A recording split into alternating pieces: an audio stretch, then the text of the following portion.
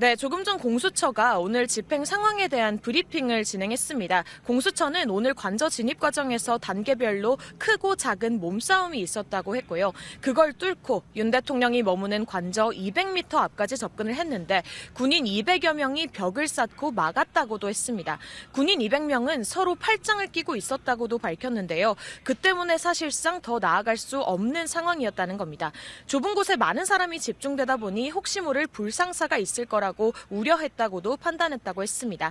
검사 3명만 들어갈 수 있게 해줘서 관저 앞까지 진입을 했고 윤 대통령 측 변호인에게 체포영장을 제시했지만요. 변호인들은 수사권 없는 기관의 영장은 불법 발부된 것이라 응할 수 없다며 집행을 막았다고 했습니다.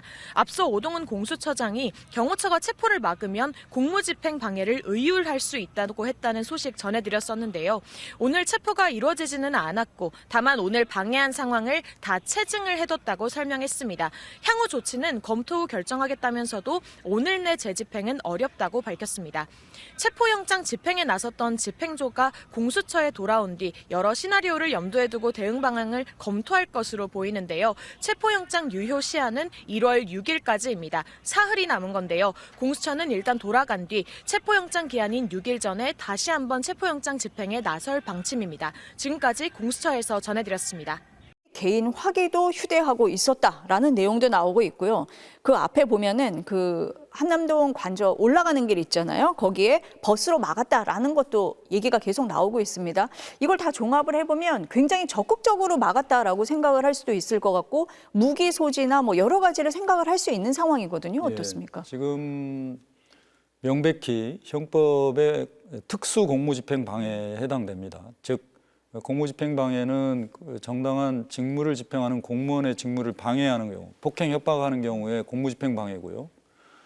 다중이 또는 집단을 이뤄서 그 방해 행위를 하는 경우, 그다음에 위험한 물건, 특히 여기 개인 무기를 휴대하고 있었다고 하지 않습니까? 그렇기 때문에 공무집행을 하는 공무원으로서는 상당한 위협을 느끼고 방해를 받을 수밖에 없는 상황입니다.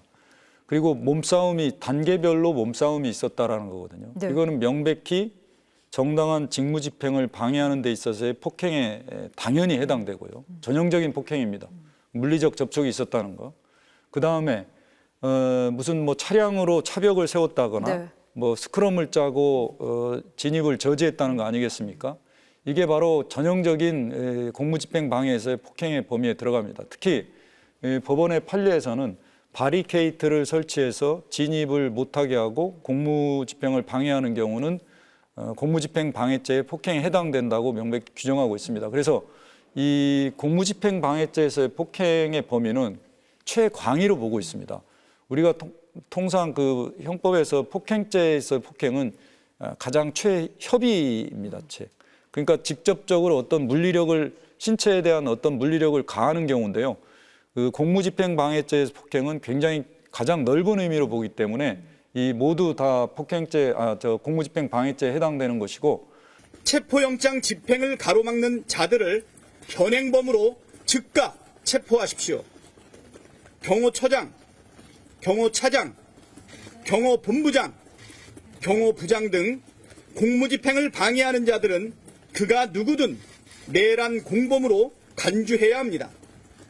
특수 공무집행 방해, 범인 은닉, 직권남용 혐의로 현장 체포해야 합니다.